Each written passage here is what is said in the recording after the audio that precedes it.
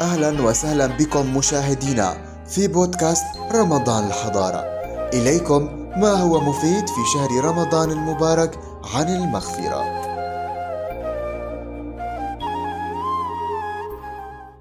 حجب التوبة عن صاحب كل بدعة.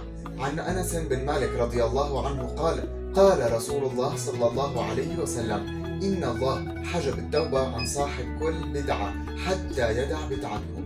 وأيضا في حديث آخر عن عبد الله بن عباس رضي الله عنه قال رسول الله صلى الله عليه وسلم: أبى الله أن يقبل عمل صاحب بدعة حتى يدع بدعته. من المعلوم أن التوبة عامة لكل مذنب من كل ذنب، لذا بين النبي عليه الصلاة والسلام في هذه الأحاديث أن يكون المراد حجب التوبة عن المبتدع قدرا لا شرعا، أي حجب التوفيق للقبول. اللهم أجرنا من المبتدع وأبعد عنا البدع وتقبل منا واغفر لنا يا كريم. فلنعد إلى الله في هذا الوقت الفضيل وبهذه الأيام الفضيلة ونطلب المغفرة والاستغفار. دمتم بخير وإلى لقاء آخر.